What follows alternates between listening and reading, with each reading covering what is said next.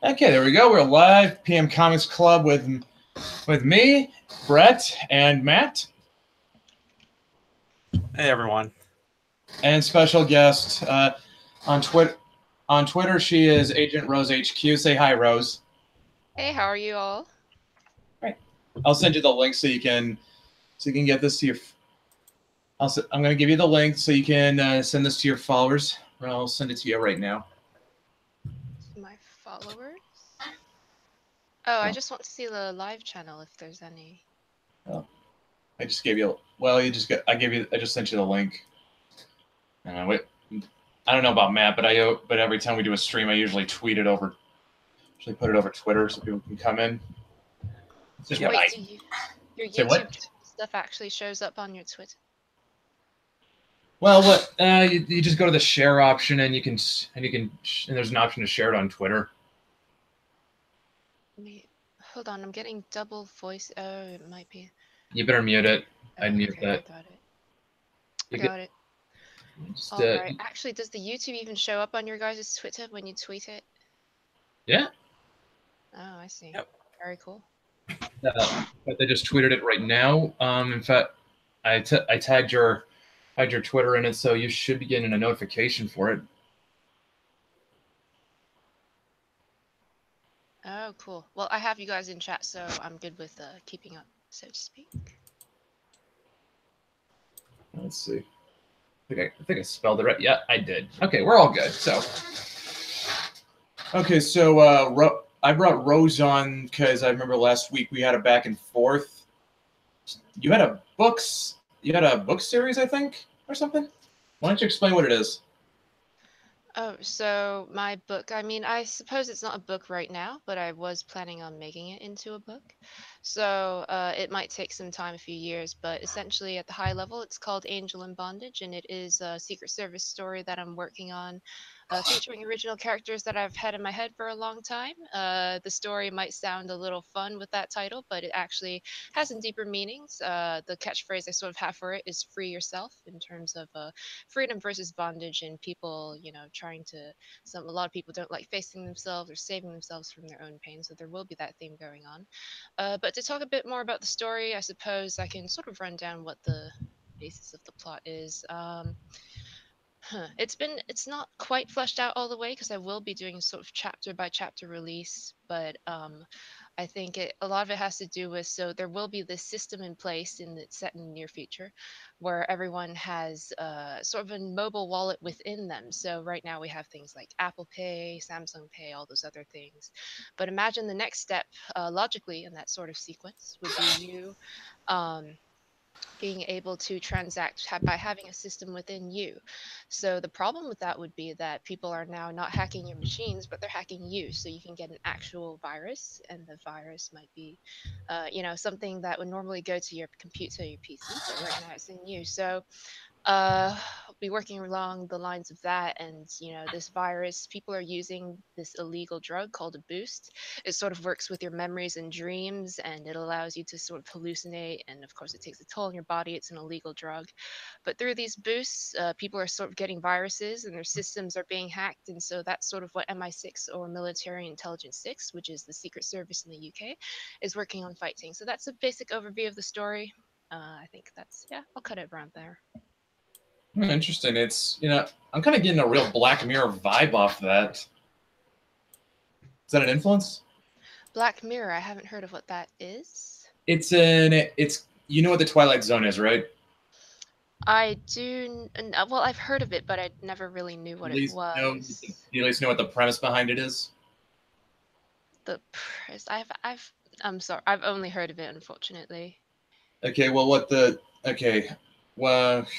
So I guess to explain what Black Mirror is, it's kind of a science fiction horror anthology series on Netflix, which is kind of what the Twilight Zone was back in the day. Plays a lot with speculative fiction. Like I think there was like one episode of Black Mirror where it's sort of played with things like social media. Like you could be getting shadow banned in real life. Like sort of. I think it was like an episode where there were like these machines and people, and they could be manipulated in ways to mess with your senses. So, in other words, someone hits a switch, they could make you disappear to everybody. You're still there, but no one can see or hear you. Wow, that sounds so real, huh? Yeah, yeah, and that's kind of why I kind of drew up a Black Mirror comparison initially. But yeah, I guess if it's not an influence, where exactly is this sort of coming from? Like the sort of, I guess, like the plotline ideas is what you mean by that? I mean, like just like kind of what kind of what were the influences behind Angel and Bondage? The influences, as in, I suppose the biggest influence, and I think this might be for a lot of writers, is that it comes from you, essentially from your life experience. Well, for me anyway, I think what I kind of tried to do for parts of the story is take some of my life experiences or the thematics that I've learned throughout my life and weave it into the story. One of the things in so M's group, or in the Secret Service, I know usually 007, we always hear about M. In my group, M only shares the name by the first letter, but that's it. But M's group is the elite group in the Secret Service unit.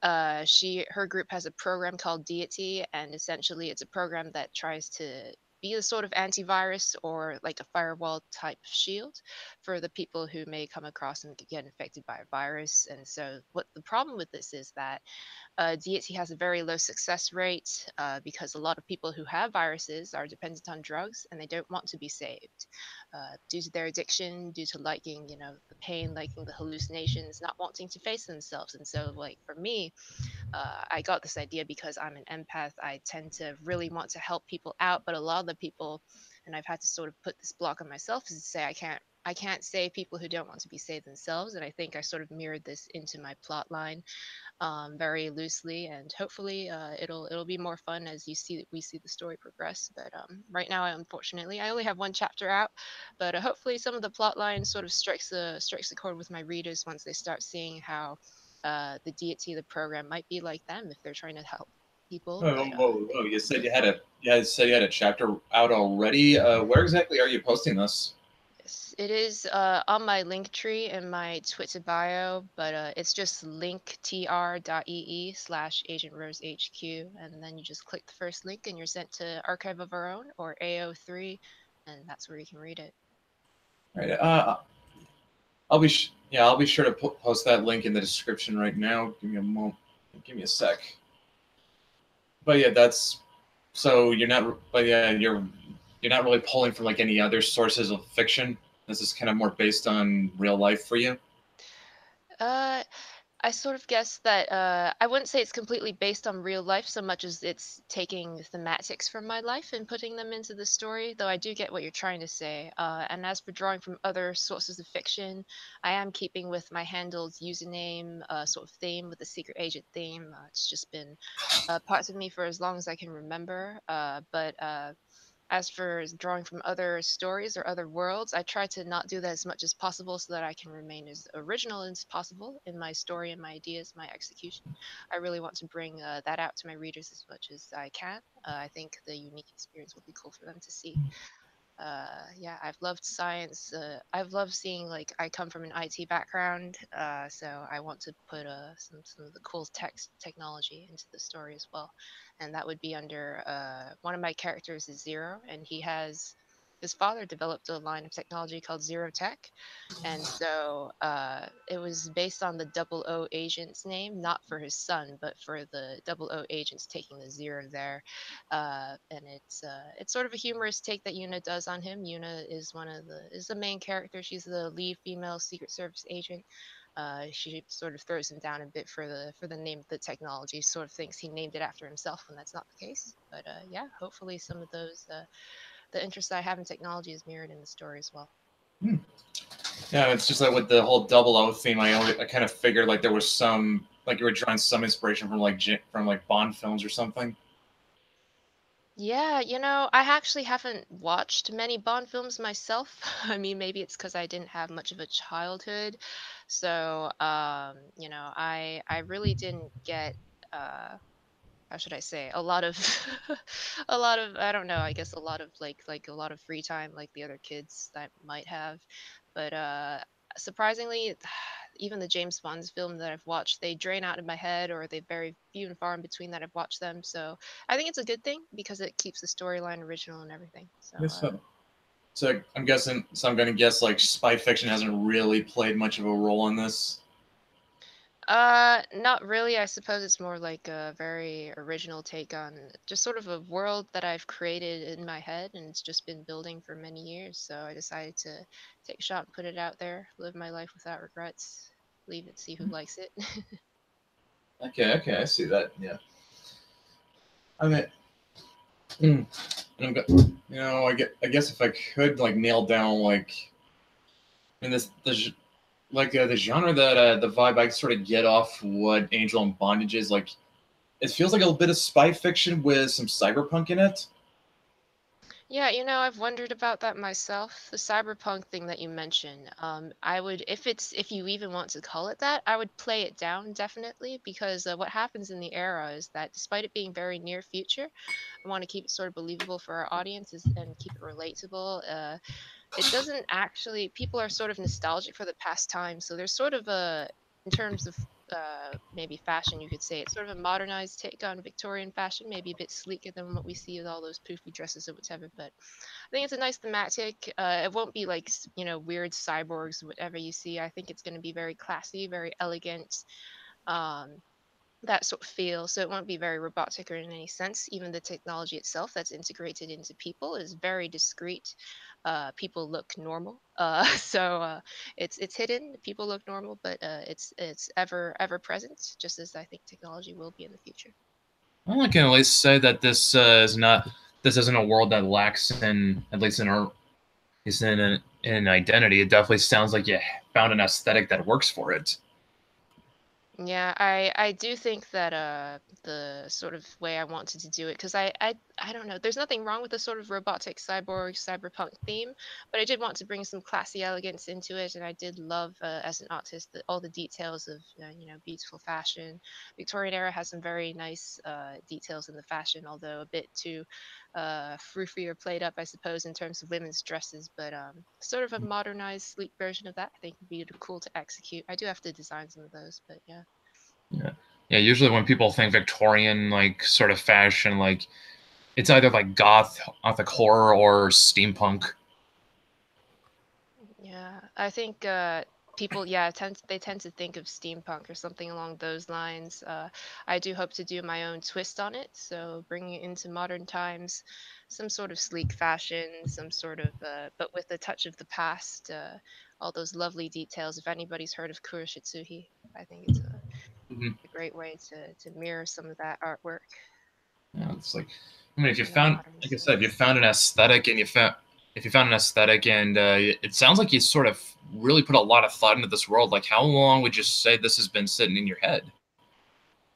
I think I've been talking about it for talking about it. It's been sitting in my head, most prominently about for the past half a year, I would say, or maybe not half a year, since February, so early, very early this year, beginning of this year, and a lot of it had to do with the way that I never really gave it too much effort until the beginning of this year because I left my parents. I'm estranged from them. I don't talk to them anymore because they devalued my art, devalued my writing, everything that I wanted to do. But I really wanted to, once I started realizing that, I'm not them, I don't have to follow their path for me, I can make my own.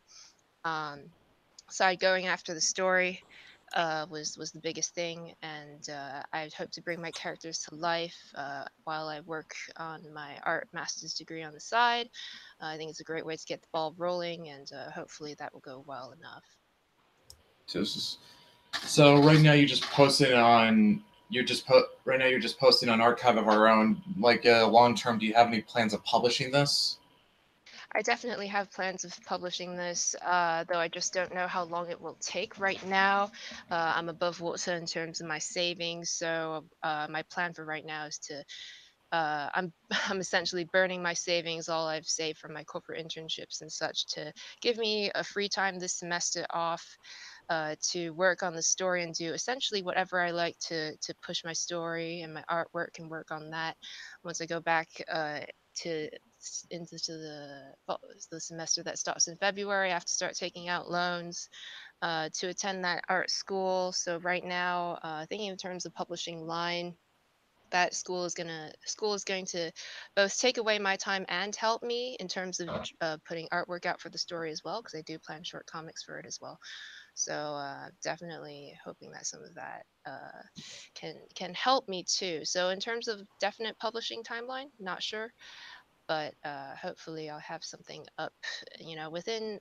I want to, man, it'd be nice to say within a year, but I really don't have a timeline. I just hope people read as I put out the chapters as they come. Yeah, I can kind of relate. Like I'm sort of hoping to get my first comic done within the first half of 2019. Half of 2019. Yeah, I, it's a tough thing to do if you I don't know, if you don't have like a lot of free time, if you're working full time or something. Yeah, I get. Oh man, I totally get. I totally get it. Like I work 40 hours a week, and on top of that, I got to. I mean, like when I mean, I had the first script finished, and right now it's just getting illustrated. So that straight at the moment. But yeah, on top of that, I've also got to manage the social medias, promoting this thing as much as I can, and also manage the YouTube presence, which been a little bit difficult since I got hit with that community guideline strike on my main channel. But I've been lucky that I've had friends who were willing to help out. So Mm. Yeah, it was really unfortunate about how random that was. yeah, they I get a community guideline strike over an old podcast episode talking about song parodies. Like, someone tell me what part of the community guidelines that's violating.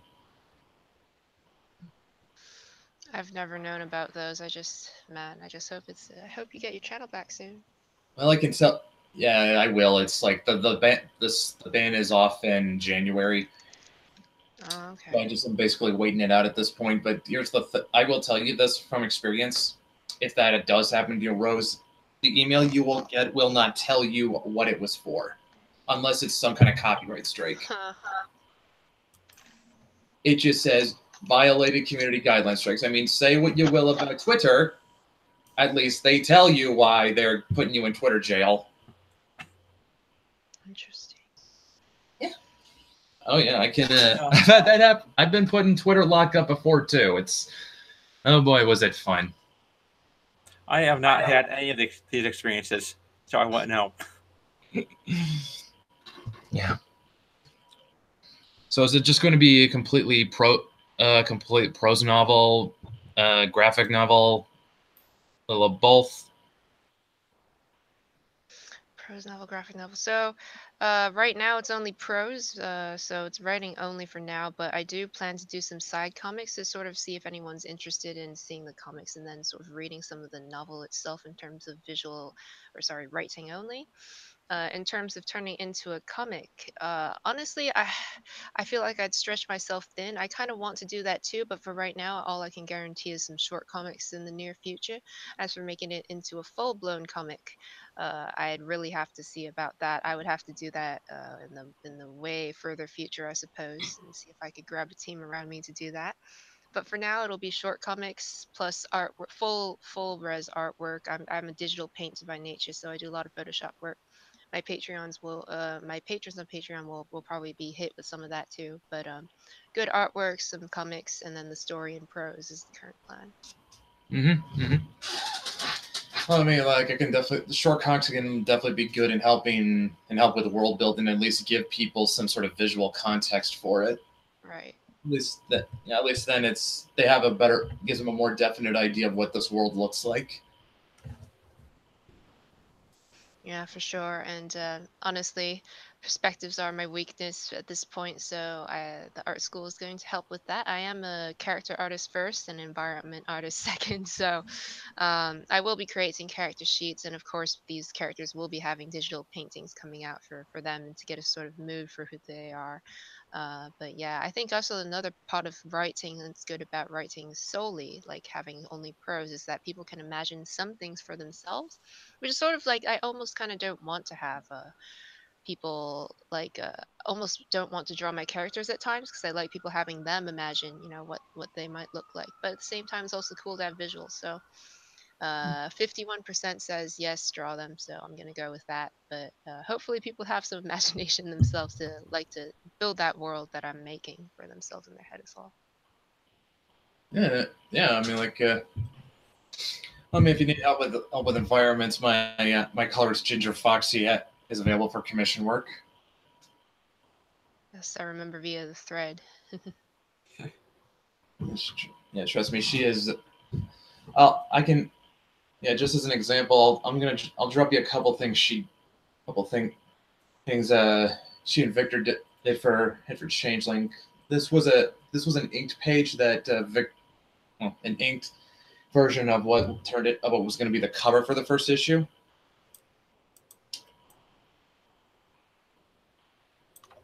It should be loading right now. There we go. Is it loading on the channel or is it It's loading in our chat? I handed it over to you in Discord. Oh, let me try. Oh, okay. She does environments, but this is character design, right? Yeah. Well, I'm showing you the colored version that Ginger turned in. So yeah, like. Oh, okay. Now I see it. Cool. Got Yeah, it. That's your icon. Yeah. Yeah, that's my main character, Dave. Very cool. Yeah, but yeah, you can see like the inked version, very blank, very sparse, and Ginger more or less just filled in all the details. So she did the painting of every. Okay, cool. Yeah, she did. Yeah, she did that. She's a concept artist by trade. I see. Yeah, I'm saying I can't say enough good things about her to be honest. Well, her and Victor, to be honest, they are why without them this book would not look the way it does. Glad you have someone that is reliable on your team. Very cool. Yeah.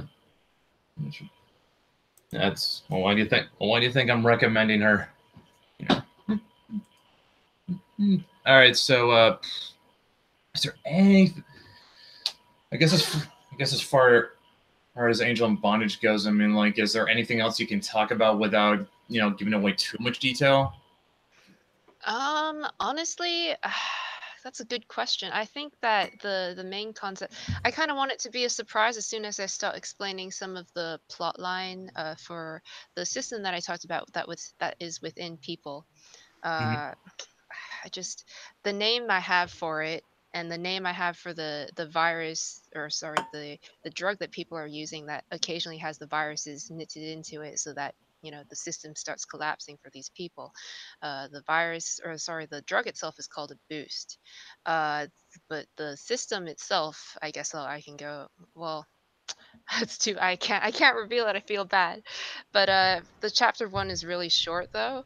So, it probably only takes people maybe like 3 minutes to read, and I think it will tell you a lot about the 3 characters that I've revealed so far, which is Zero, who designs sort of like the technology and the special gear that some of the agents use. There's Yuna Lee, and she's one of the main characters, lead female secret agent, who you're going to definitely be hearing about a lot. And then M, her actual name is Marianne. So she's, as you might be able to guess, she's boss, and M and deity are very closely linked. M is going to go through a very beautiful transformation in the near future. The queen's name is Anne. M is Mary Ann. Maybe some thematics around those two names and why they're so closely linked in the goals that they have and the love that they might spread. So those are a few things. But yeah, other than that, if anyone gives chapter 1 a shot, it's very short. Would appreciate any readership, and if they I do always tell my readers, you're always free to reach out to me on Twitter and all the other platforms, but any Twitter DMs on what you think are welcome. Yeah. Can you tell anything about the characters at all? Tell about them in terms of like personality and things like that.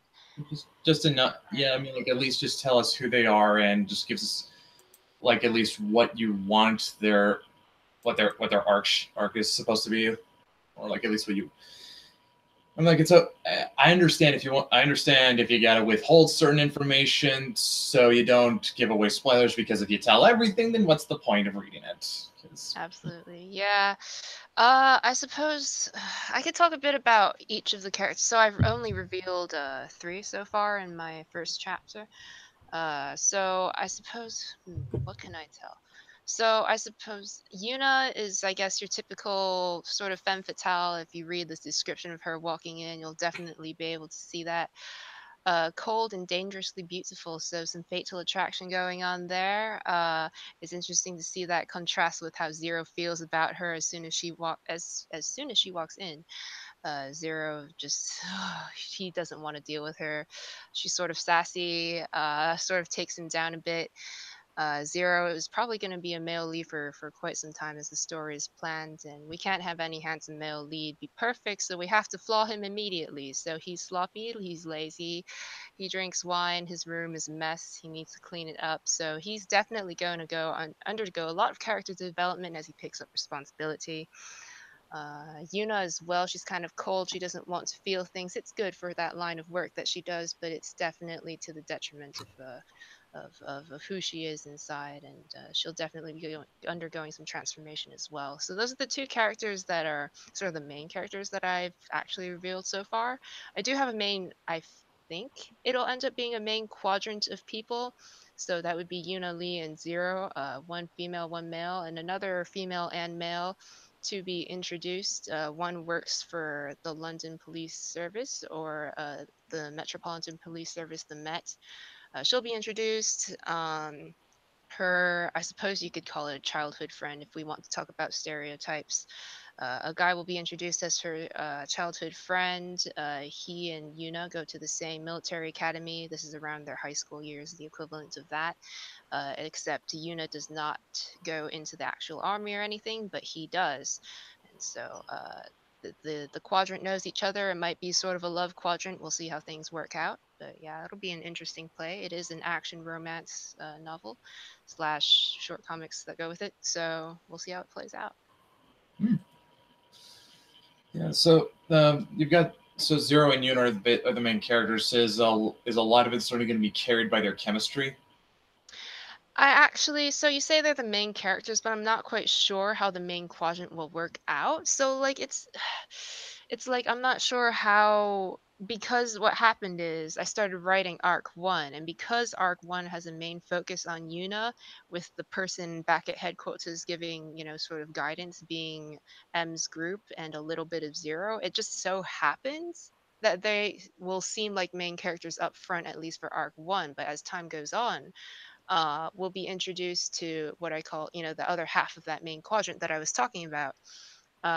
So these 2 people, I'll throw their names out there for now for anyone who happens to listen. But Rena, who is the woman in the Met, and Versi, sorry, who is the ex-army guy. We'll see them come into play into later arcs, because Versi sort of takes a darker turn. If we want to use stereotypes, he joins the dark side, but he joins the drug dealing terrorist group in a way. And so it'll be interesting to see how that dynamic and that quadrant plays out as time goes on. But again, it's interesting. The chemistry will be carried, I think, yes, through Yuna and Zero, definitely through arc 1 up to arc 2. That seems like it will be a main focus there, which I'm not sure I'm too happy about, because I did want to bring my main quadrant some love, but we'll see as time goes on who wins out in terms of attention. And it sounds like you could get a real John Steele and what was her name? Emma Peel. The man, it was the main duo from that old British spy series called The Avengers. Old British spies. Trying to remember. I knew who you're talking about as soon as you said it, but I'll look it up. I think it was John Steele and Emma Peel. That's probably it. I think that was their name, but yeah, it's kind of like the vibe. Oh no, it was John Steed. That was his name, Steed, not Steele. Just one letter off. Close. Yeah.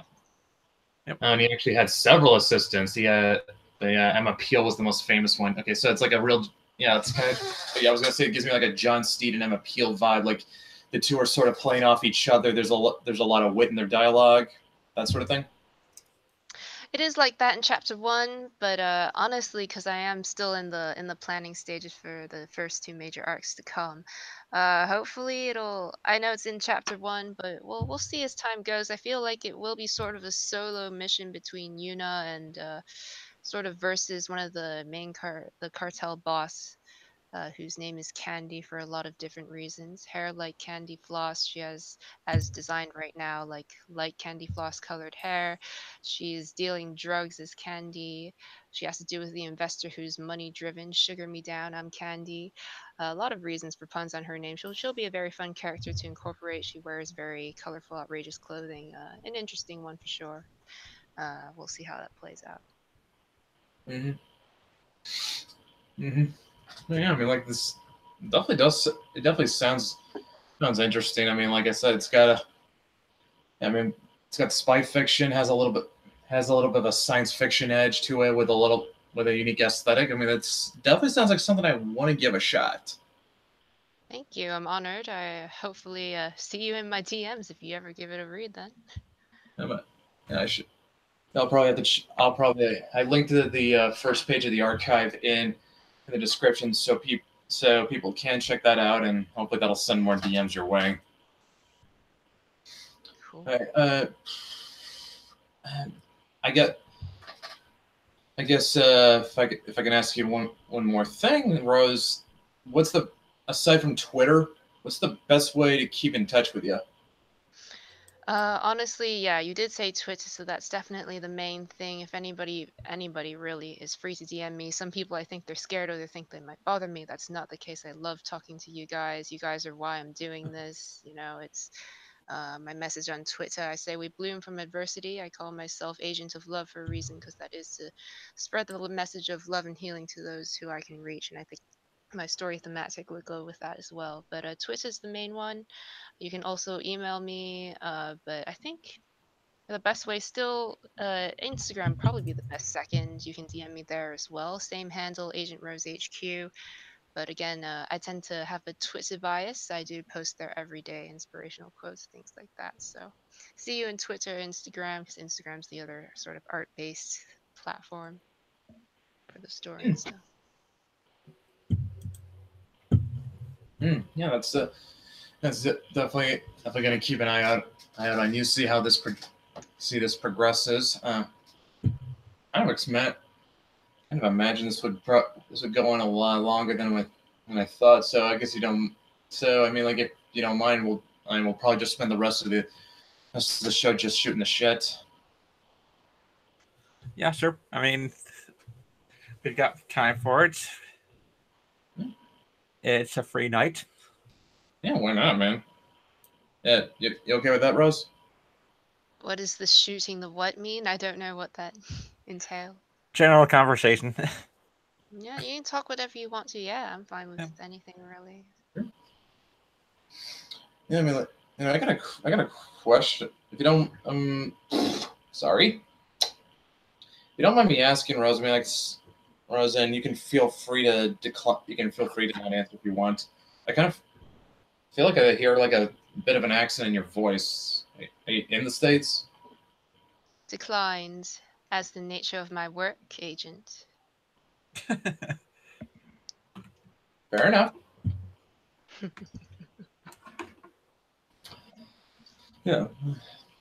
Yeah, that's fair enough. So, like, I think I noticed you also do a little Twitch streaming too. Like, is that just art stuff gaming? I know Twitch is known for gaming. Unfortunately, their creative platform isn't getting as much attention as it should, but I do my live art streams there. You know, able to see me how I paint in Photoshop. You know, the stuff that I'm going to offer my patrons is going to be, you know, all done on Twitch streams, or at least for the most part. So, you know, any of the artwork that you see on my Twitter, a lot of it comes from Twitch streams or me streaming on Instagram. So that's what that is, art streaming. All right. Okay. Cool. So I guess so.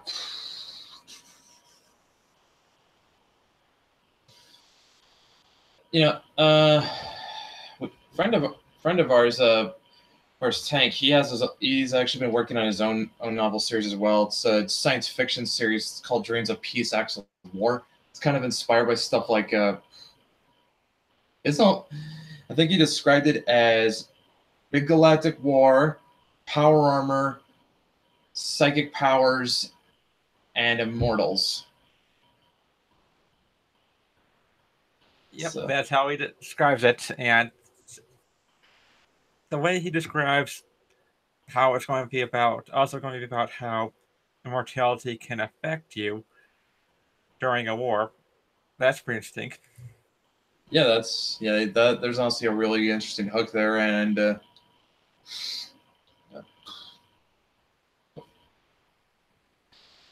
don't know. Dude, if you don't mind me asking, Rosemary, like, do you have Rosa, do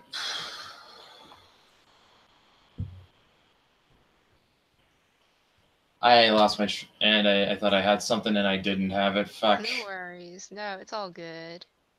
Yeah, I'm sorry. Like, Everything goes. yeah, I'm sorry. It's just like earlier today we had a guy named Preston on. It's just like we got a. I don't know what it was about. I don't know what it was about that stream, but we just seemed to get in a whole lot of conversation. Just talking with that guy, and it's just nothing against you. It's just like we kind of. I work a lot. I just work really well when I got someone I have someone I can just keep talking with, and it's just like I'm like Matt and I work. We work pretty well together, but there's only so much times he and I can talk about our own stuff. Before we start realizing, oh my God, we are how much more till we have to actually start revealing important stuff and actually ruin our stuff. That's. I mean, if you're asking in terms of how well we talk to each other, it just depends. Different people click with different others, so it's not anything to be bad. I think it's going to, if you're on the show more often, we're going to have more of a repertoire, so to speak. Probably, that you might be on. You're probably right about that. It's just like it's the first time. I'm probably overthinking things. My brain will do that sometimes. You ever? Yeah.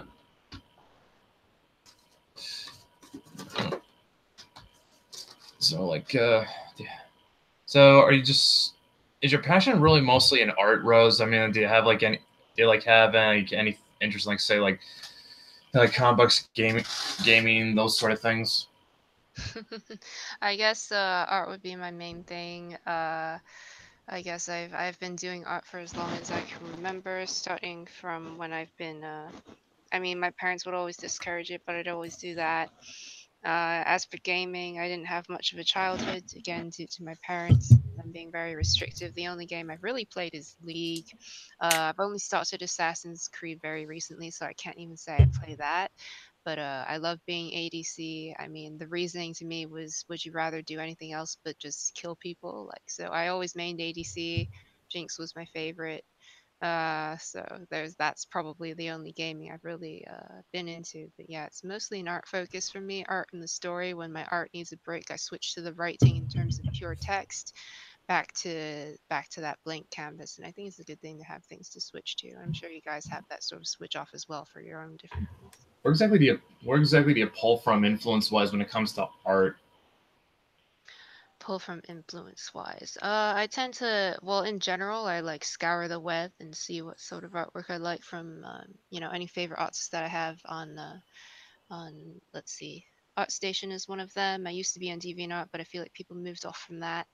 So the other things, I think just on Twitter alone, I mean, there's still good artists there. On Instagram, of course, I feel like, all the artists that are out here, they don't have they don't have a centralized platform. A lot of them don't, which kind of sucks. But just seeing who I like and trying to see, what parts of that I can, not imitate is the word, but like see how they sort of do things so I can do that in my own way. Sort of employ, yes. Anyway. Yeah. So not so much imitate as emulate, which I can understand that. Like I mean, like when it's, I took a couple art history classes through high school and college. I definitely remember being really moved by like some of like those Renaissance era paintings. Like that stuff that was mastercraft stuff. Renaissance. Yeah, I think I have to study some of the old masters as well. Honestly, it's something that I think I should look into, especially because my style is more painterly than line art based, or at least I'm trying to lean towards that because I'm trying to be more semi-realistic in style. So studying some of the older paintings, getting to see how they execute on, not just the cartoonized style, but actually knowing the anatomy, how lighting works, how color works, is a good thing to study up on. Oh man, actually, if you want like a guy to be studying, you should be studying Rembrandt. Like that was a guy who knew how to really light a canvas. There's an entire line of product after him, is there not? Yeah, in fact, if I remember correctly, actually, if like I've heard Rembrandt's sort of painting style described as cinematic. In fact, there's kind of a sort of lighting style that's known as Rembrandt, and let me see if I can get the definition of it. It's like Rembrandt lighting, or maybe it was Rembrandt lighting. But yeah, like it's a lighting technique used for studio portrait photography, achieved using one light and a reflector or two lights, and is popular because it's capable of producing images which appear both natural and compelling with a minimum of equipment. Mhm. Yeah, I'd have to look into those kind of things because I haven't really studied lighting done in that way. Like I've only done observational studies in terms of seeing what I see online, but I think doing something like that would definitely help out. So then you are more of a self-taught artist? I'm definitely self-taught, but I did decide to attend the academy and like go into debt and everything to learn from some really great people. And I think that the education is worth it, especially if you're the one who's making worth of it. So I think it definitely helps speed things up to learn from people who really, really know what they're doing. And so I hope to continue that and hope to run into good teachers and not bad ones. It's an expensive thing, education, but it is a gift, especially if you have the right teachers. I Yeah. agree. Oh, definitely. Matt's definitely Matt's been a help in me getting tighten up my first script for Changeling, and that's in fact he's probably done such a good job. I'm almost tempted to give him a permanent editor credit on the book.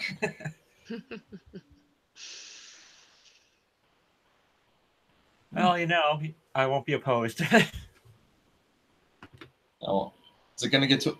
Although if it gets to the point where I don't even need you to edit my stuff, I mean, like, should I even still give it to you?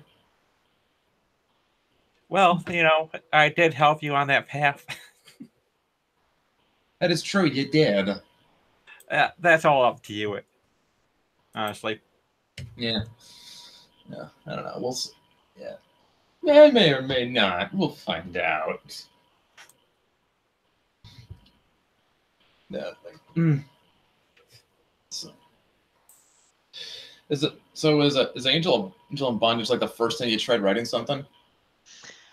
In terms of full-on story, that's this built out, all this world building stuff is incredibly an incredible, I don't want to say burden, but an incredible challenge. And so, yes, it is the first time that I'm writing a full-out novel.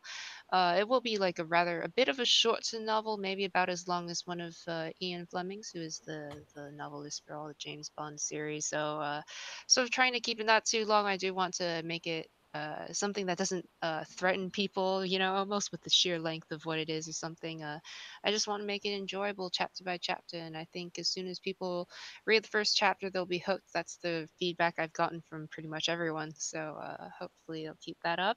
And the chapter by chapter release will hopefully keep it digestible as well. Because I know, especially in our generation, people tend to not like reading walls of text. But as soon as they get into the world, I think I can get some converts down. Even people who tend to not read are telling me good things. So good to hear all that. Yeah, I mean, like I can definitely relate. I think it's just I don't know if it's a generational thing though. I think it's at least in my case. I think it's just the fact that my mind is more geared towards visuals. Mm-hmm. Well, it's like I can't. just I have trouble reading novels just because walls of text have a hard time holding my attention. But if I got something to look at, I can pay attention more. But I think that just speaks more to me. I don't know if I don't know how much of it's a generational problem. I spent most of my youth reading comic books, so I guess I just sort of got oriented towards having visuals to accompany the text. See, yeah, everyone's different, so it's good to see, and definitely because I'm an artist, I definitely understand that bent as well. Read a lot of manga, growing up, things like that. Yeah.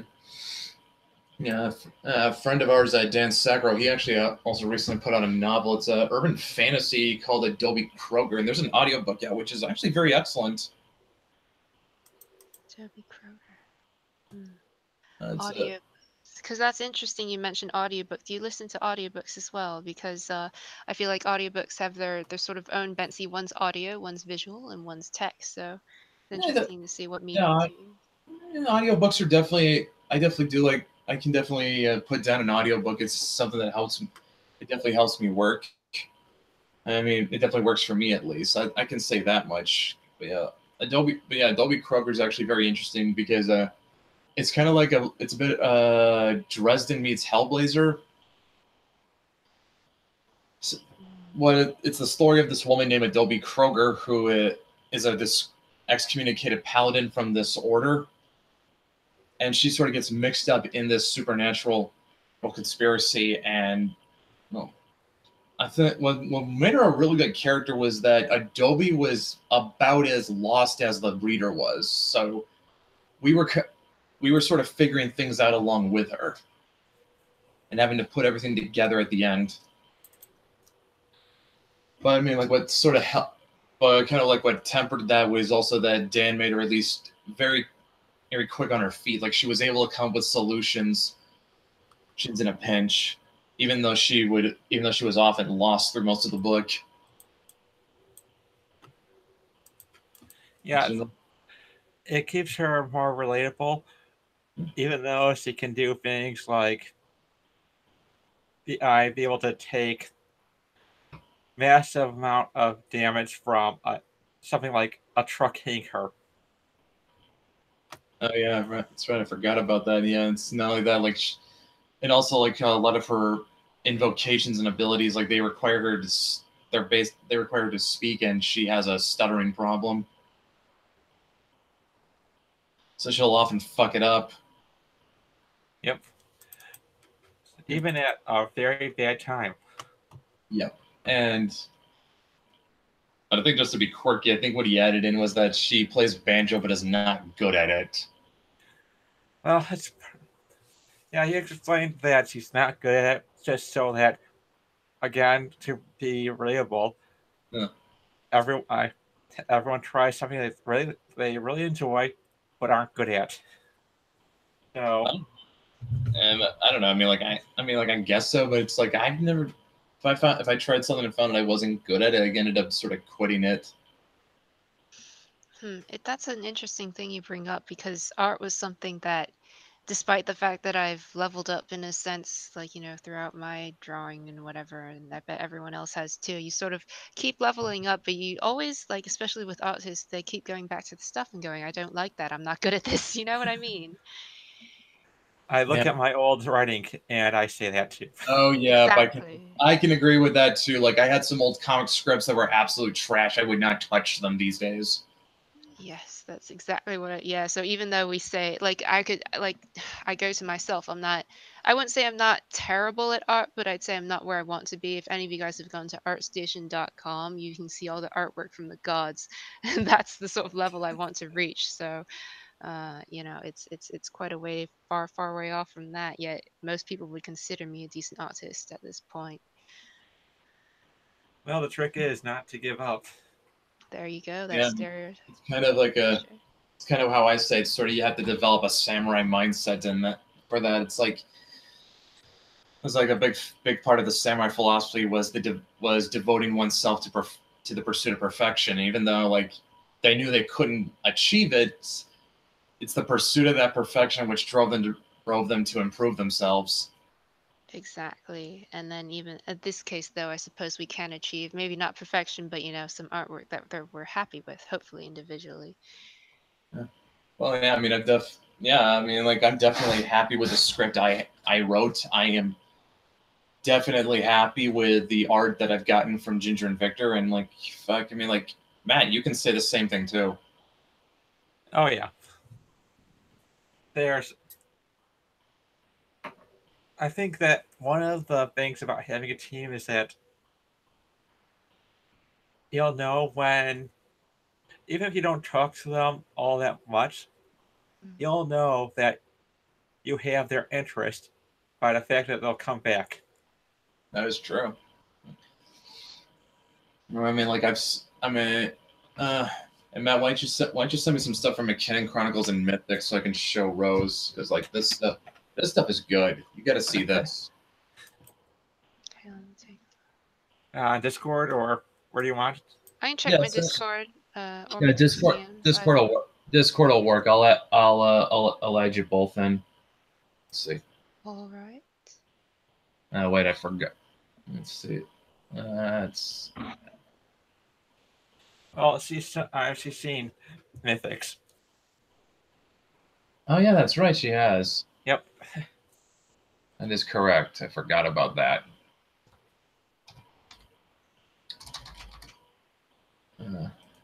I forgot about that. Is correct. I forgot. And it says you got to be friends on Discord to start a group DM. Oh, let me accept. So I have Brett in my DMs, but do send me one and I'll just accept you. Give me a second. Let me find you. I think I sent one. Incoming friend request from Brett. Okay. Shoot. Come on.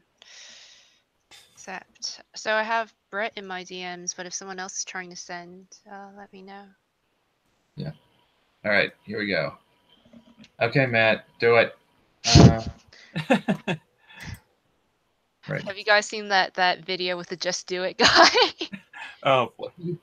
Oh, Saya. The Just Do It guy and the green screen or whatever. You do it. Reminded me of that. So. Shia LaBeouf. Oh yes, I remember when Shia LaBeouf. Yes. Oh my God, dude! What the fuck happened to that guy? It's called drugs. Really? Like it really was drugs. I don't know. He just went crazy. Yeah. Well, he definitely went crazy when he did the whole "He will not divide us" thing and thought he could outmaneuver the fucking Channers. That was, oh my lord. There was. So yeah, here's a character sheet from that came from the concept artist for a series. So who did this one? Somni Art on Twitter. Sound. I'll get his Twitter for you. You commissioned him for you guys. He was commissioned by you guys? Well, I commissioned him for this series. Okay, got it. Yep. Yeah. Here's her ship, Lexington. Very cool. That's really nice. Really nice. And interior design. Oh. So do you know what she studied as an artist? I think this would be interesting if she was self-taught. I feel like she would have schooling of some sort, but correct me if I'm wrong. Not really certain what he has done with in terms of schooling, but still really not really eye-catching art. Yeah. So yeah, back when I was getting Changeling off the ground, Somni actually got me in touch with an artist I was gonna work with, but then, well, she had that it didn't go through, mainly because she had to leave to pursue a job that was going to open up some opportunities for her, which I couldn't hold against her, and we parted ways on good company. Mm-hmm. But But the upside was that ended up putting me in touch with Victor and then later Ginger, and I honestly think that was, as bummed out as I am that that previous relationship didn't work out. I think this one has worked out for the better. Yeah, and honestly, like this is honestly, I posted this quote on Twitter a while back, maybe a few days back. It's like once you're able to let go of the old, you allow some really nice, new things to come into your life, and I think that's part of hopefully how you found your team. Yeah. Yeah. Yeah, coming And back. here's the first interior page. Different mood right there. Yep. And the second page with the character. There's different artist. Akagi manga. I met through Facebook, and she offered to do. She offered her services for the interiors when Somni wasn't able to do the pages. And Beth is a really good colorist as well as artist, and she immediately agreed to join in because her earlier work with McKinnon Chronicles had given her a lot of comments and praise. So I'm glad that she's back. Yeah, glad you have someone, and I think the line work looks really nice and clean. So good to see that. Yeah. Thanks. Yeah.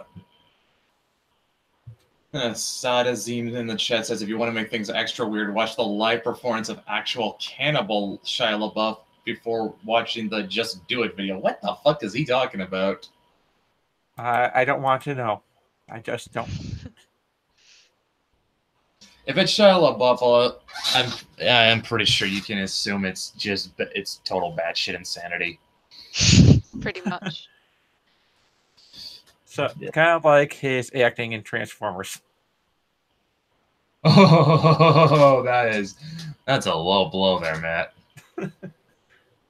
Hey, there's something crazier than seeing him in those movies, screaming and all that. Yeah, pretty much. But yeah, I mean, like, if I can bring it back to aesthetics for a bit, Rose, like you said, you sort of wanted kind of like a modern take on 19th century. Like, what is it about that period that you kind of like so much? Yeah, so like I suppose I was sort of inspired by some manga that I saw. So yeah, modern take on sort of I said Victorian era fashion as I guess is a good way of describing it. But like I see all these nice details on, suits and dresses and I'll mention Kuroshitsuhi as the main influence to this just because it's easiest to give reference to that. But if any of you guys have seen like the manga for it, I love all those details, but I do want to give it a bit of a modern twist, make it, I suppose I keep saying the word sleeker, but sleeker, classy, elegant is how I want this story to feel, which is why I'm veering away from that sort of cyberpunk theme. I want technology to be ever present, but discreet, and people will look like people, and yeah, the fashion is inspired by that era just because I'm an artist and I like those details, but even more loosely than that, it'll just be fashion that I like drawing. And I think it's a great way to both serve, my own creative interests as well as, I think the best work that artists create is something that's from their heart and something that they like. So I hope that people will sort of catch on to that and appreciate that when it's put out. Your best work gets put out when it's something you like doing, I think. And so I think readers will catch on to that. You said this was inspired by a manga. What was the name again? I didn't catch it. Oh, I say that the style of clothing is sort of you could say like half inspired by a manga. I only say the name Kuroshitsuhi or Black Butler because it's the Oh. easiest to refer to. But like in terms of style, again, it's like it's putting my own take on everything. And Victorian fashion obviously wouldn't suit how we need to work modern day. So yeah, we'll be seeing some of that. Oh, Black Butler. Yeah, I think I actually remember seeing that. And it's like, I mean, I did watch Black Butler. didn't hate it, but after seeing it once, I did not feel the need to go back to it. Oh god, it was compared to the manga, the anime. Oh man, I'm not even gonna go there. I don't want to see that stuff again. That's how I feel about a lot of anime adaptations of manga. From what I hear, though, the second season was worse. Oh god, it's terrible. Oh Yeah, I man. heard like the main villain in it, and the main villain in the second season, like he pulls out some chick's eye and then laughs. It's messed up. Yeah. If you want to enjoy Kuroshitsuhi, then definitely go for the manga. The anime really crashes after like the first 2 episodes. Starts veering so much. It's just mess. Don't like it. Jeez. Yep. About the only time I've ever seen a manga sort of deviate, I see an anime deviate from the source material and it work, was in Full Metal Alchemist. I love that one. My favorite right there. The original, I assume, not Brotherhood. I forget the difference. I do remember a happy ending and a sad one, but in general, I love all the teases at Edward's shortness was one thing that stood out to me. They also don't rely on sex appeal to sell it, which I thought was very unique, apparently. Speaking of short jokes like that, like Maeve, the main character of Changeling, is actually a very short girl, and there is a joke in there too. But it's not played the same way like with Ed. The joke is that her best friend Jenny is a whole foot taller than her. So she's got height envy, but what makes it especially funny is that Jenny's Korean. So, let me put it this way: the main character is a short white girl who is like 4'8", and her best friend is a 5'8" Asian girl. Leave so much for Godzilla jokes. Pretty much, but it's funny because Asians are not typically tall people. There you go. Come on, Matt gets it. Yep. Yeah. But yeah, but yeah, more or less the joke. But yeah, that's kind of more that's pretty much what the joke is, and the fact that she kind of envies her best friend for being taller than her. And it was just kind of because, like, you know how anime has that thing with like a chick who's got boob envy, and I did not want to do that. I thought that was hackneyed and cliche. Yeah, so and it's also pretty inappropriate for teenage characters. Yeah, also true. Oh. I'm sorry, I did not catch that. I think you said you were catering to a teen audience, I believe you said. Yeah. Changing. Yeah, it's a young adult audience. That's what's aimed at. So yeah, can't relying on sex appeal is a no anyway. It's kind of a no to begin with. Yeah, I agree. That's enough. Yeah, that option's just firmly off the table. So yeah, I was not gonna do. I was not gonna do that. But it's just more. It just more came from the fact that I had seen that trope so many times in anime, and I just wanted to find a way to put a spin on it that at least made it seem different or at least original. And so I thought to myself, well, why not just make her short? And also play upon the Full Metal Alchemist short joke. Yeah, but Maeve doesn't lose her temper. It's just more like she just crouches down and says, "I can't help it." She just basically turns into Fluttershy if people bring up one of her insecurities.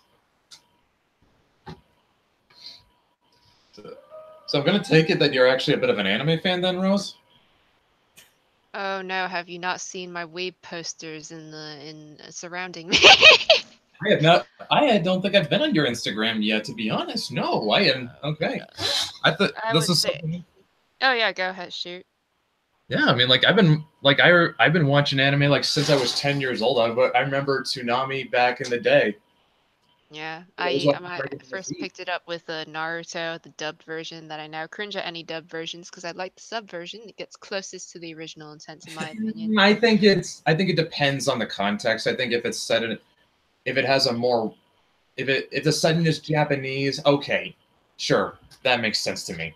If it's not, let's say like you got Cowboy Bebop, which has a more Western aesthetic, more Western feel to it, or Full Metal Alchemist, which is set in in an alternate version of Germany, essentially.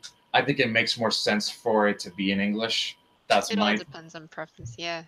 yeah, like I said, it depends on the context. I have seen an interesting experiment done with a dub.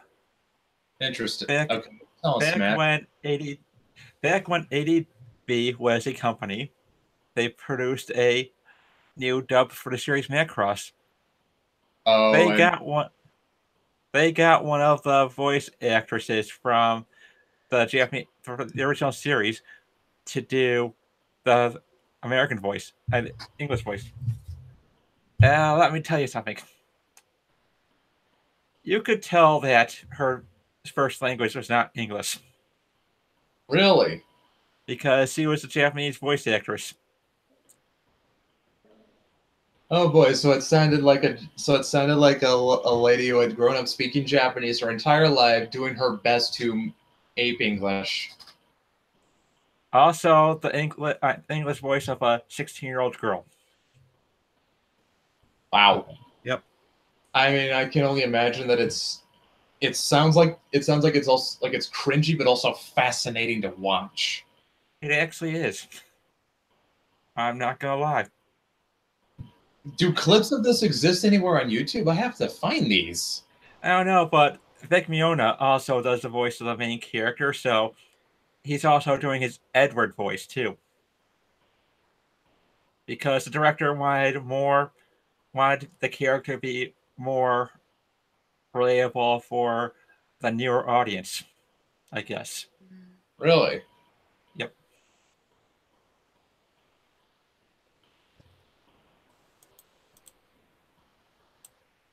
Yeah. So like, so aside from like Full Metal Alchemist, what else have you been into? So what have I been into? So I mentioned Kuroshitsuhi. I've seen, let's see, I've been to Death Note, been into, I feel like everybody's been into Naruto at some point in their life. Everybody's been to Bleach at some point in their life, I feel. I was Uh, in high school and Naruto in middle school, so yeah. Yeah, honestly, it's interesting because I've been in quite a few, but I don't remember too much. I mean, I know BNHA or My Hero Academia. I've been into that one a bit. Shingeki no Kyojin, that one too. But for the most part of it, recently I sort of stopped doing fan art and started focusing on my own stuff because that's where most of the passion lies. So it's I've been shifting away from it. I know fan art tends to gain more exposure for artists typically, but for me, it's just sort of fading even with that. So the enthusiasm even for exposure. So I just do my own thing, and I think the right people will come. Yeah. Oh yeah, I can definitely agree with that. But yeah, I'm like when I was growing up, like the anime I was into when I was 10 years old, like you had Dragon Ball Z, you had Yu Yu Hakusho. I remember Gundam Wing being on in back in the day. Like I think Matt and I I think is it fair to say our tastes are a bit more old school? Yeah. So define old school. Well, for me, what I grew like I said, a lot of anime I'm into stuff in the '90s. Things like the original Ghost in the Shell film from 1993, I believe. Oh, is that the sort of tech one where it's like very futuristic cyborg type? Yeah, yeah, one with Motoko Kusanagi. I've seen Akira, which I honestly think that is something. If you're an anime fan, you have to see that film at least once. It is a masterpiece of animation. It has got some of the best animation you'll ever see in a film. Mm. It's although I would definitely say the manga is better. Let's see. I've also seen, yeah, I've definitely seen Cowboy Bebop. But then again, who hasn't seen Cowboy Bebop? I mean, it's been on the air for 20 years now, almost. Sod says Thunder Sub / Blue Noah or Battle of the Planets / Gotcha Man. Oh wow, Wait, you like Battle of the Planets, don't you, Matt? no. Oh wait, I'm thinking of a different one. Legend of the Galactic Heroes. That's the one I'm thinking of. Yep. Although, something, I will say this. I just remembered something.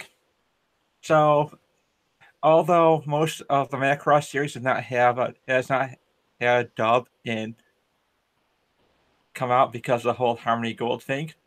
Yeah, there's that thing is like there's Macross, a whole bunch of legal bullshit tied up in that. Oh yeah. Well, Macross Plus is one of those that had a dub. You know who was the voice actor for the lead character? Yeah, it was Bryan Cranston. Yeah. Yeah, that was. Yeah, I was actually surprised to learn that. Like that.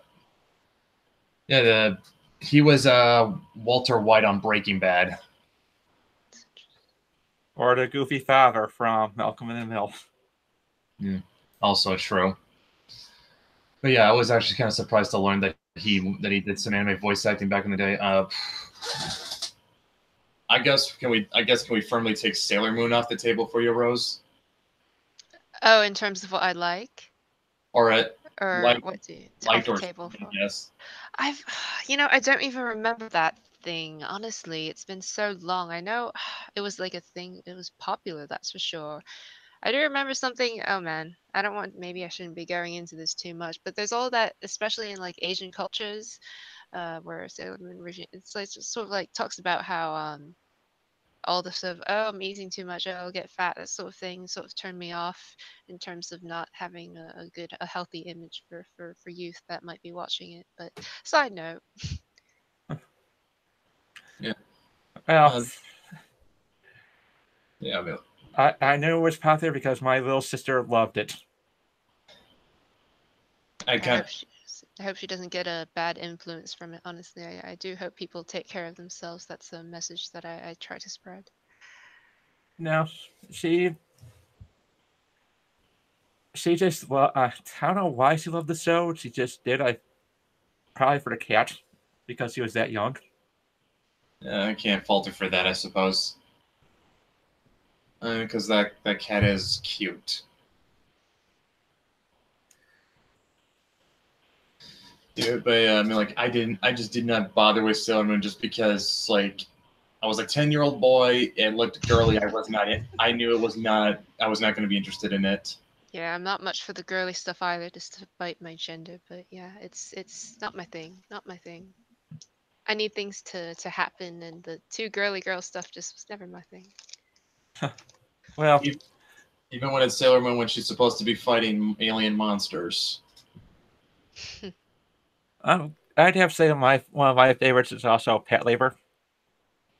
Oh, basically a police force with giant robots. And it's also the director of the OVA in the movies, same director as Ghost in the Shell.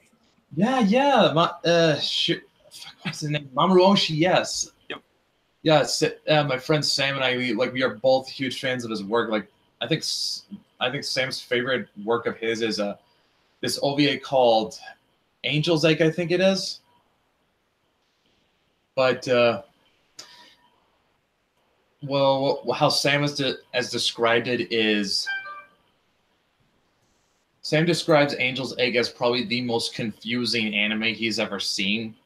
that he likes. Like, there's almost no dialogue in that entire OVA. Wow. There's like only 2 lines spoken through the whole thing. It's actually really interesting how he can do different types of shows, such as the OVA for Patlabor was not one of those serious ones. It wasn't philosophical or anything like that. It was goofy. And then you go to the movies and it's more philosophical, light on the humor. They dropped the humor. Oh, that's kind of sad if they do that. I mean, why not a good laugh? You can be philosophical and laugh. Oh, well, they had those moments, such as one of the characters is a trigger-happy madman, Okay. so he accidentally freezes himself while shooting. Basically, what happens is that he's knocked into the river with the out of control giant robot. So he starts shooting wildly at the thing, hits the coolant, freezes everything in the water, including him. And he's all right, but his machine's in the shop for a good while, and the chief mechanic states that he's got something to warm him up, which is basically he's going to just lay into him about how poorly he's treating the giant robot. That was pretty funny. Sad just name dropped Fully Cooley, and I have to, and that's good on you, man. That I fucking love Fully Cooley.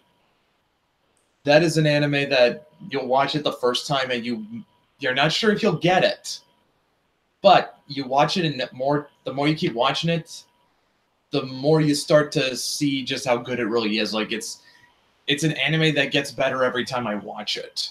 And I think that's like with a lot of things. As soon as you start getting into it, you start, dragging people into the show and into the world. And I think that'll work for your stories as well as mine. So it's always, I think, people just giving it a shot and they start getting hooked.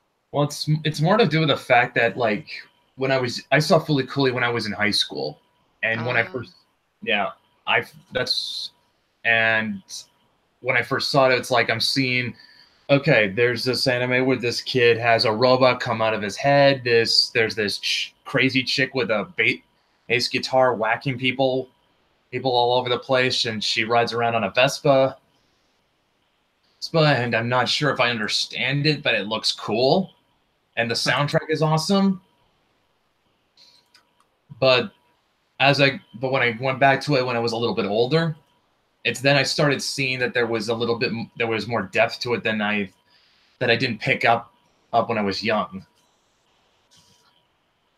And that's kind of what I'm getting at. That's actually something I hope I can do at Changing. Like this will be a book. I want this to be a book that appreciates when you come back to it. Like you read it when you're young and you're hooked in by all the monsters and the banshees and She-Girl and all the silly Billy manga humor that as our friend Marmaduke who puts it, and the cute girls and stuff. But then I'm hoping once people you come back to it when you're a little bit older and you start to see, hey, wait, this is actually a little bit smarter than I thought it was. Yeah, I think that's one of the things that makes a lot of the comics and manga all that much deeper. Yeah. You got that deeper, you've got that message in there with the story, but you don't overplay the message. You just let the reader have fun with it. Yeah. Yeah, like I said, yeah, pretty much. Yeah, I kind of like that when you come across that in a work, that it's something that gets better every time you watch it, or every time you read it. Yep. Rose, now, how much can you stomach violence? Because there's this next anime I'm gonna bring up. It's notoriously violent, but it's really good. Oh, the big names are Shingeki, so if you've seen the amounts of gore in that, I'm fine with that. So, Okay, have you starting off with seen that. Berserk? Okay. Berserk. Oh boy. And I'm not talking about the new CG series. That one's crap. This one was back in the 90s. Not as animated as well. In fact, the animation for it is embarrassingly cheap in some places. But it's actually a very deep, even philosophical anime once you tear into it, and it's also very visceral and it has a lot of profound moments. like finding your like pursuing your dreams and what the cost of that is all while set, and its main character is this hulking brute of a man named Guts who carries around a massive sword. I would totally recommend watching Berserk. It's amazing. Although I would say the manga's a much better experience because let me see if I can pull up a couple pages of it because this is some gorgeous fucking detail in it. What time period is this set in? It's set in a medieval fantasy world. You know what makes Berserk, the new Berserk, so much more disappointing? You could see that CG could be used better in Space Battleship Yamato 2199, a reboot that came out years before the new Berserk. Yeah, and it's just it just doesn't measure up.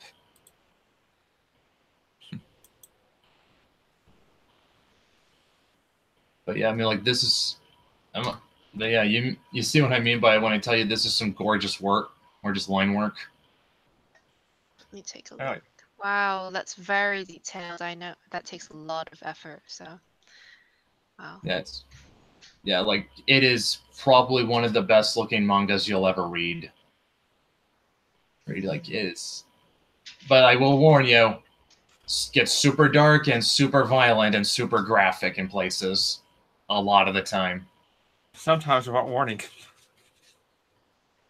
I see. Mine sort of has a dark bent on it as well. Maybe not this dark, but yeah, I'm fine with it. Maybe not some other people, but yeah, if you can stomach it, you'll find out it's really good. Berserk. Yeah, Berserk. Note to self. Oh, there's a. Yeah. Yeah, just so I don't forget the name. Familiar with Gogol 13? I know of it. I have not seen it. Oh, I've seen it, and I've seen enough of it that I got the Golgo 13 reference in Gintama. Oh yeah. Oh, Gintama. That is okay. Matt is gonna have to take the wheel here because this is Gintama is his bag. Basically, you know the comic Deadpool, right? I've heard of it. I haven't read it. But... Okay, well, this is more of basically Gintama is a sci-fi samurai story where instead of America visiting Japan, you actually had aliens visiting Japan, and so it diverges from there. The world is given more advanced technology in the 19th century, and there's also a war that happens between the Japanese government and a group of rebels who believe that we should expel the aliens.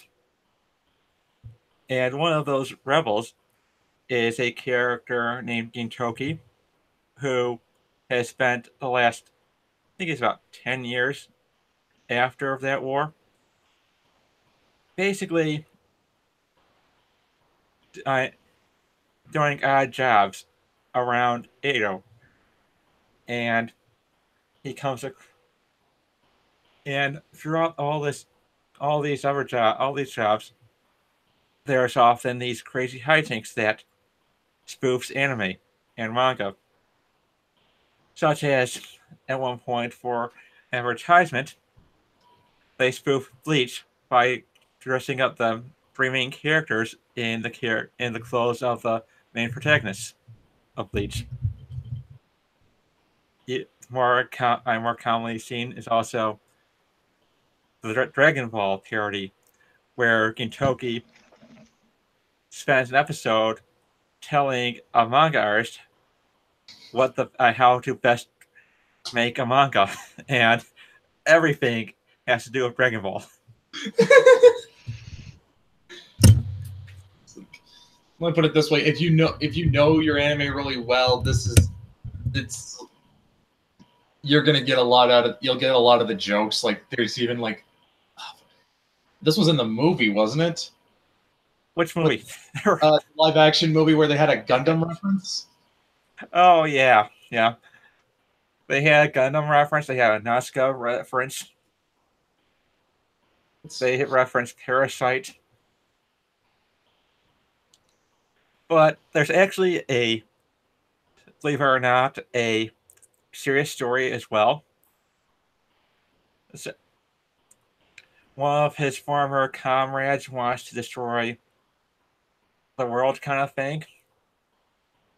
But there's a more, but it's more complicated than it sounds. Yeah, I gotta ask, man, because I think I'm like 50 something episodes into Gintama, and it's still like, and it's just still them getting into hijinks. Like, when exactly does the plot kick in? Oh, not until much later, because I think he really decided, the manga creator decided it was time to end it with the farewell Shinsengumi arc, where he kills off a lot of characters. Yeah, but wasn't Sounds like like the Shingeki. Sounds What? like Shingeki killing off everyone. yeah, but wasn't like the snag though that it got more popular.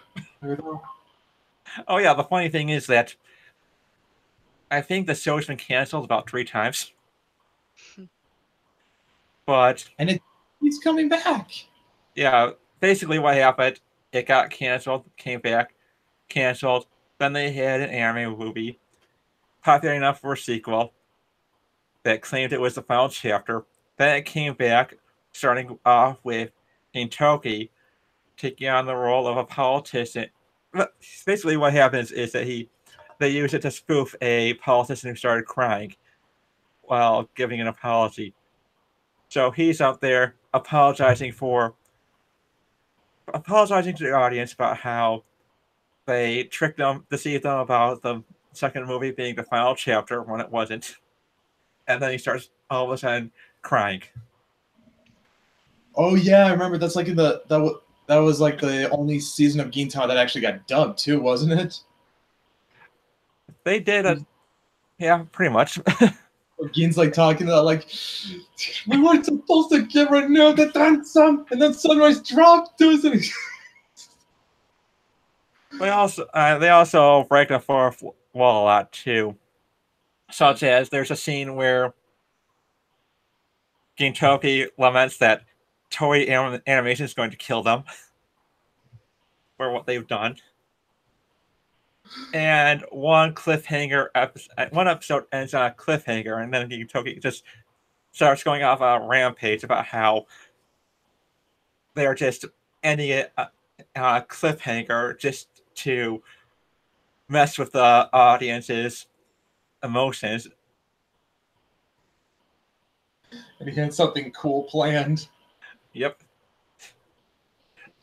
I think that I don't think you'll be able to find the translated manga anymore because Viz canceled it after about, I think, 24 volumes. But there is a possibility that they'll start up again after how well the live action movie did in sales. Yeah, I mean, like, Yasha got a final chapter, didn't it? Yeah. Started out talking about books, and now it's turned into a total weebcast, and I don't mind that. I bet you that's happened more than once. Not really. Actually, this is the first time we've actually been able to really weeb out. Oh, really? Oh, yeah, yeah. Yeah, like I said, the circles Matt and I travel in are more comic-based. I mean, there's some overlap, but not all of it. But it's like most of the time we're talking about comic books instead of anime. Which, don't get me wrong, I like doing that, but it's like, this is refreshing. Yeah, the funny, interesting thing about anime is that they seem to be more free with their imagination, Hmm. such as Leiji Matsumoto, who is very well known for sci-fi anime, can do anime movies about spacefaring trains. Oh yeah, Galaxy Express 39. Yep. As well as the Galactic Railways. You would not think you could make a compelling anime about a space train, but yeah, When you not just a literal train in space. when you know what you're doing, you can do whatever you want. That is true. You know the rules so that you can break them properly. Exactly. Exactly. There was another one I was really into back in high school was it was sort of a mecha anime. It was called Tengen Toppa Gurren Lagann. Oh. It's simultaneously both an homage and parody of mecha anime. Let me put it this way, Rose. The climax of this anime has two giant mechas battling each other using actual fucking galaxies as weapons. Yeah, it goes on an LSD trip. I wouldn't say it goes on an LSD trip. It just is. It just plays completely by rule of cool. Like, how awesome can we make this? That's some good creativity. I like the very original bent. See, this is why I try to not have too much outside influence when doing my own. You can get really creative and weird like that. Oh yeah. No, I'm not afraid to wear my influences on my sleeve. Like I tell people, like Changeling is influenced by Celtic mythology. It's influenced by Bleach. It's influenced by Fooly Cooly, and it's got some inspiration from Buffy the Vampire Slayer. Even though I wouldn't exactly call myself a fan of that series, but I think I can't really discount it as a bit of an influence because, like, No, it's cool though. I mean, because one way is like, I mean, even for me, if I say there's no influence, I'm sure somewhere in my subconscious I might draw from like a major theme from something I read, or it's just, but I don't directly say, oh, this is from this. It's just, it comes from my heart is the best way to say it for me, honestly. But I don't disagree with that. It's just more like I'm not shy about telling people like what I kind of drew upon for inspiration yeah, as well. that's cool. Like Matt's McKinnon Chronicles. That's inspired by an old novel series called Horatio Hornblower. Or mostly the main character is based on basically she questions everything she does, but still follow through with them. Basically come up on the spot with ideas to get out of whatever situation she's in. Mm-hmm. Well, yep. Yeah, keep going, Matt. No, well, some of the time she'll hate herself for using deception when needed. Mm-hmm. Yeah. By the way, I just did an image search for Geentown and I forgot there was a One Piece reference in it too. Oh yeah. Yep. Here's something I got to bring up. Like, Rose, are you familiar with another anime called JoJo's Bizarre Adventure? Shoot, I've heard of that one, but I haven't actually seen it, so I'm out of the loop. Okay, JoJo, even though it's kind of popular now, let's just say it's had a bit of a rough path getting to the States. And the reason for that is because the original creator, Hirohiko Araki, he has this thing where he likes to name his characters after famous rock bands. That's some original inspiration for that. Yeah, I'm not kidding. Like, one in the first arc, one of the main characters was named Robert E.O. Speedwagon.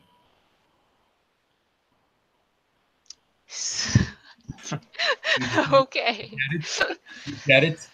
You get it? Oh man. He had a nut. Yep. And in the second arc, he had the three antagonists were called Wham, AC/DC, and Cars. Oh my god. Wow, how direct. Yep. Yeah, I told you he names them after famous rock bands.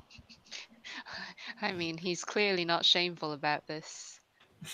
No, he's not. He is very brazen about it. High key love. Some high key love right there. Yeah, it is. Like one of the main antagonists, like he had another one of the main antagonists in like the fourth arc was called Killer Queen. Like the song by Queen. Damn. Yeah, like he'll name them after rock bands, he'll name them after musicians, he'll name them after songs. He's just That's kind of like with Guilty Gear. yeah, he is very, very, very brazen with it, and and that's actually made it difficult getting into the States because, as you can imagine, there's copyrights that come up. Yeah, sorry. Yep. So they've had to actually change they've had to change names around so as not to infringe on said copyrights. Stott asks, "Are you familiar with the works of Sergio Aragonés or John McCrae?" I know John McCrae. Hitman is one of my favorite comic books of all time. Sergio Aragonés does not ring a bell, though. None for me either. Yeah. But yeah, I gotta wonder though, Matt. I mean, like to bring this so back to Gintama because like it's constantly referencing other anime. Do you think that's kind of made it an issue getting into the States, or just because it's just so out there? No, I don't think so because most of the series they've been referencing were also shown in Jump titles. So it's not. So no one. So it wasn't really a big deal to reference them.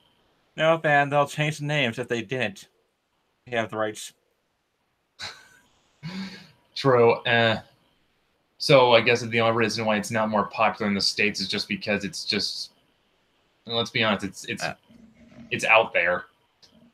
Probably. But then again, it came out during time that Bleach and Naruto were popular. So those two fandoms probably just overshadowed it. It just did not have a chance of competing.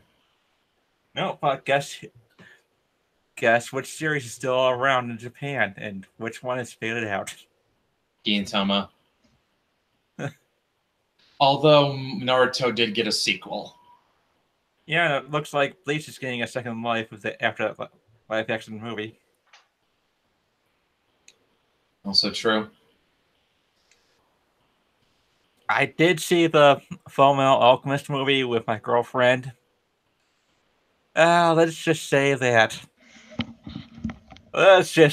there were some changes that were good and some that were not. Oh my! Live action. Yeah, there's a live action Fullmetal Alchemist movie, and I always worry when they do that. It's a Japanese production, but here's the thing: one of my coworkers saw it, and he said there was only one thing that they could have done to make that a tearjerker, and they did it. What was that? What's the Rose? What was the saddest scene in Fullmetal Alchemist? Nina. Everybody talks about Nina. Yep. Oh God, they did it. Damn. You know what happened? You know what happened? I can guess. They had to show it. They had to be jerks and show the transformation that happened. Yeah. You want to hear something that makes them even bigger jerks? What? There's no Scar in this movie, so she's still alive. She's still alive in that form. Oh God damn. Yep. Also, bad move to not have Scar in. I think he's a very worthy side character to have in. Very worthy to keep. Oh yeah.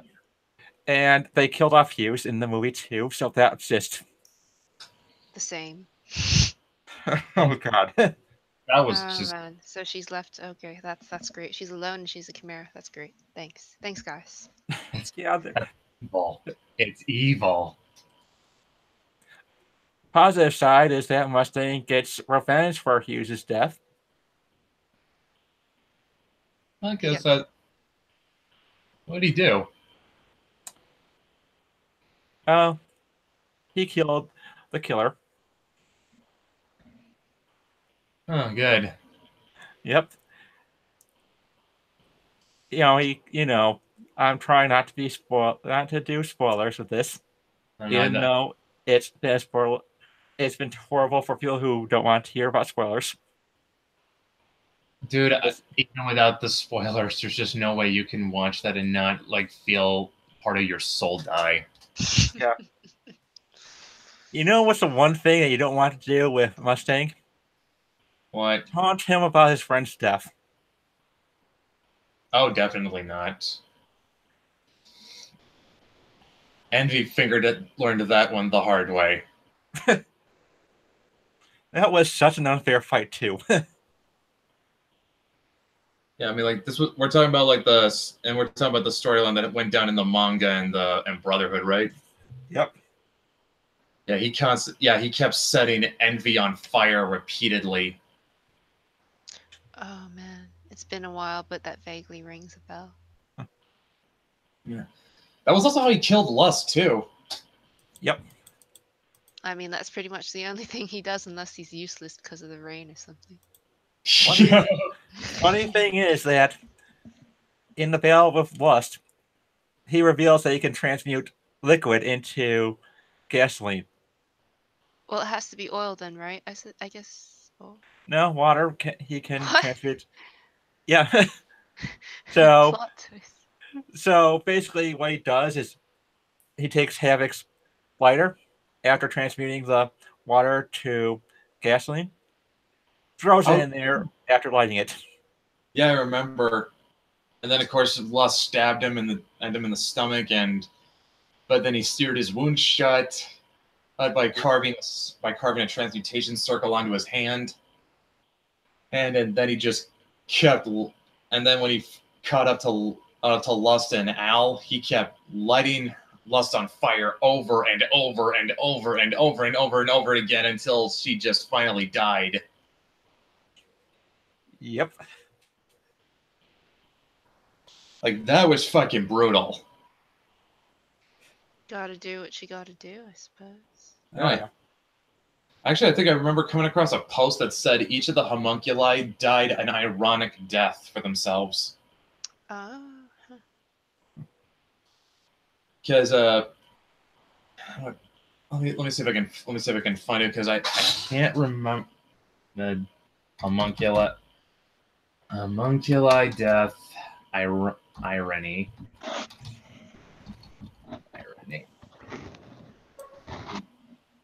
Symbol. Yeah, here it is. Yeah, I think I found it. Yep. Okay. So yeah, Lust.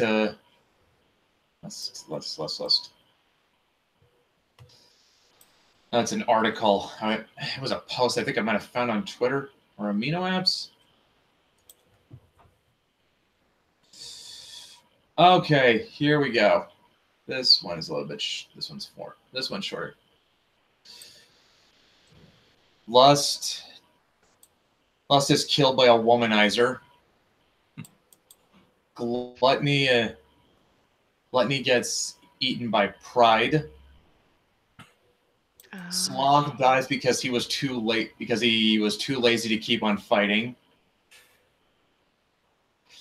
Wrath was killed by Scar and smiled. Envy was. I'd figured out that Envy was jealous of humans, and because he was made him so sad he killed himself. And Pride. Well, Pride was reduced.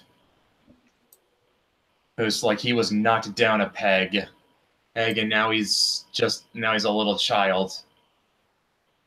And Greed died because he wanted Father's power.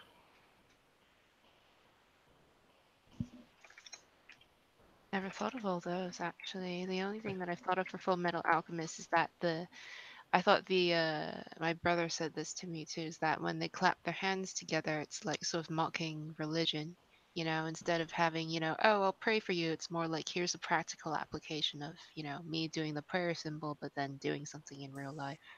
Like, it can actually be seen both ways, because I think there was I think Rose commented on commented once that when Ed put his hands together to do a transmutation, he looked like he was praying.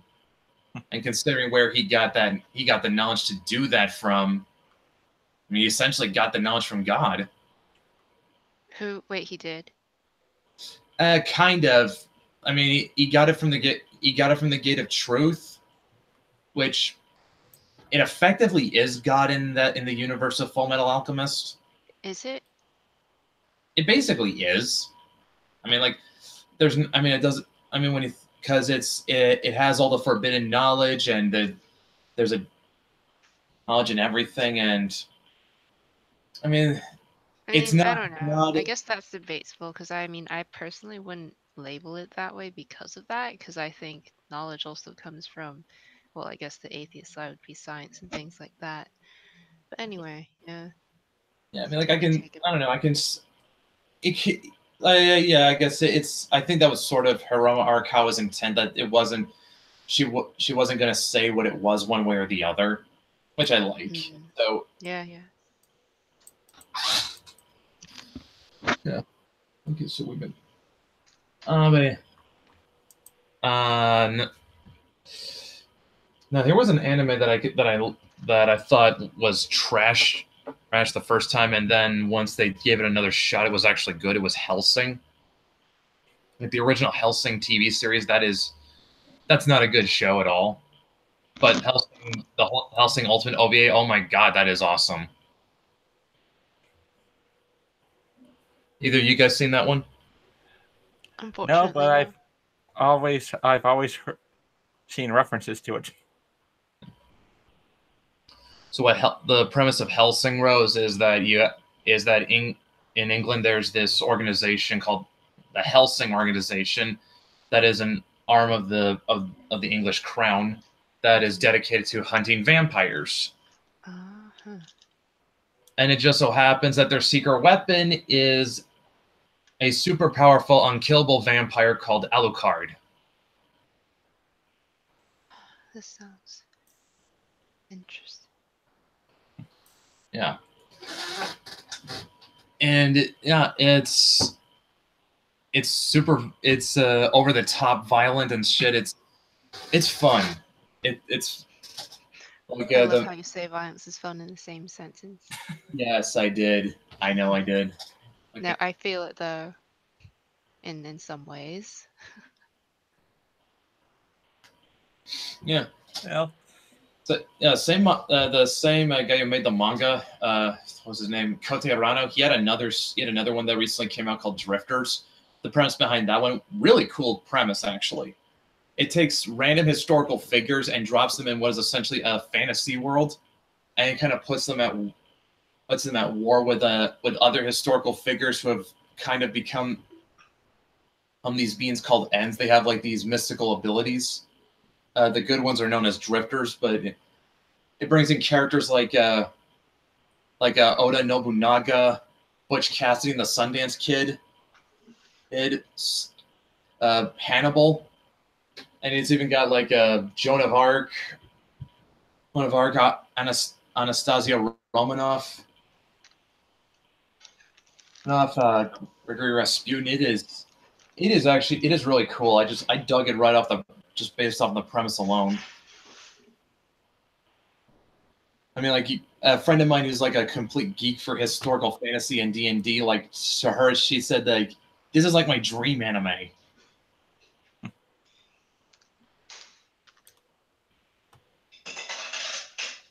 Definitely recommend that. Suppose I should start reading more, draw some inspiration from stuff, but recently it's just been just working directly on my own stuff. But I do think the outside inspiration is necessary. So you guys are reminding me. Sorry, you were speaking really low there, Rose. What? Oh, oops. I think I've just been working so much directly on the stuff that I have been that it's good that you guys are bringing all these back up, because you can't create from nothing, or like, it's hard to find ideas and inspiration when you're just not getting any sort of outside influence. So Well, there's that saying, art isn't made in a vacuum. There you go. Yeah, like everyone's pulling from some other source. Like it's like you can't really make something out of nothing. I mean, like that's the whole conceit of equivalent exchange, man. You know, the funny thing is, even if you do it, I make a story about really without checking going for outside influences, you'll still get those outside influences. It happened with me when I was developing Mythics, and Brett here pointed out that it's similar to Hellblazer.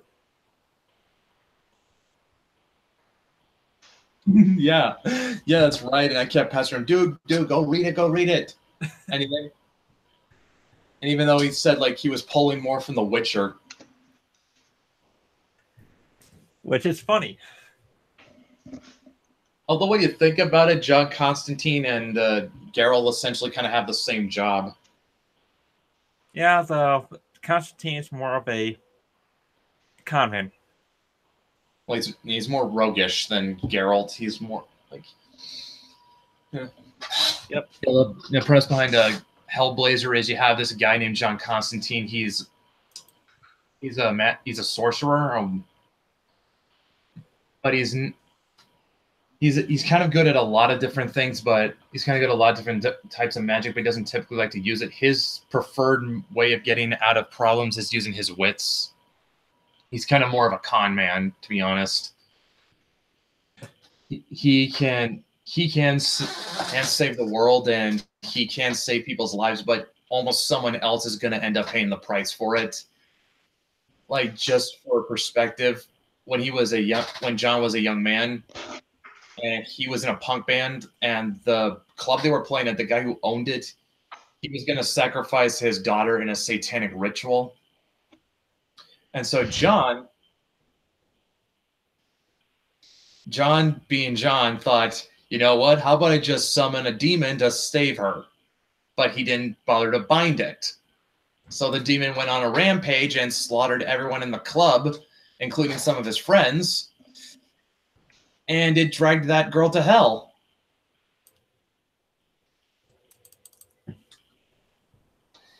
And he ended up spending some time in an asylum for that. Because he just couldn't deal with it. Yep. Yeah. That's the kind of thing that leaves an impression on your mind. Well, yeah, definitely. And but yeah, he's really good at like just tricking these supernatural beings. Like in one arc by Garth Ennis called Dangerous Habits, he tricks the first demon into drinking holy water. Like a friend of his had set this thing up that you could transmit holy water into alcohol, and so he just gives him a drink, and then right as he's drunken it down, he destroys the circle, and what was liquor in that demon's body turns into holy water, and he's just burning from the inside. Yep. That's gotta say that's it's a unique way of handling demons. Like I said, what's John's biggest weapon isn't his magic, it's his wits. Yep. He gets by conning demons, essentially. You can imagine he's made quite a few enemies doing that too.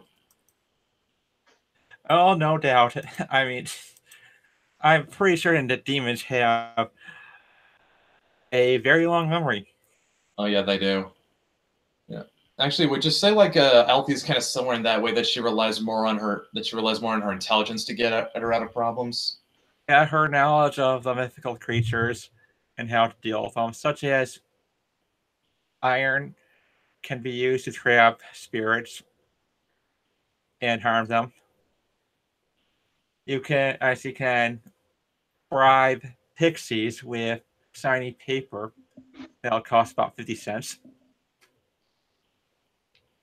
Does that have to be And shiny paper or what? just like as long shiny paper is like just as long as it's a shiny thing? Yeah, anything that's shiny. Like raccoons. The incarnation of Constantine and Six Pack and Dog Welder. I did not know Six Pack and Dog Welder got their own series. That is interesting to me. Oh, this one is really brilliant, Rose. One thing with Althea is that she has a shirt that says, "In case of Spriggans, turn inside out." Spriggans? I don't Spriggans. understand the reference. Spriggans are a type of spirit that are malevolent in nature. Their one weakness is that they can't see anyone who has their clothes inside out. That's such a weird quirk. Yeah, it is, but it's funny.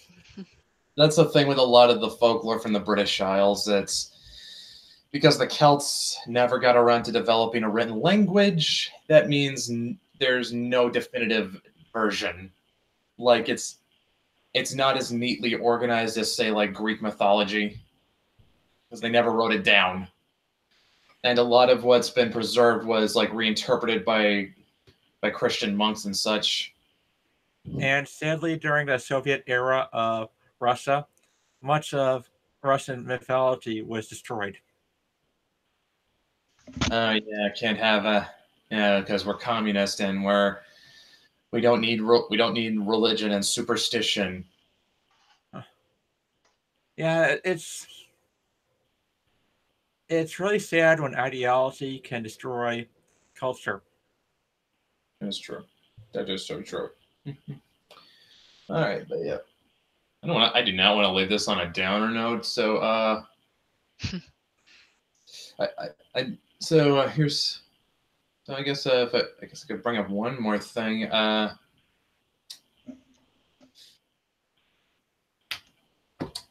So I guess I will leave this out on saying, everyone watching at home, follow Rose on Twitter at Agent Rose HQ, and check out the first chapter of Angel in Bondage. I have provided links in both the description.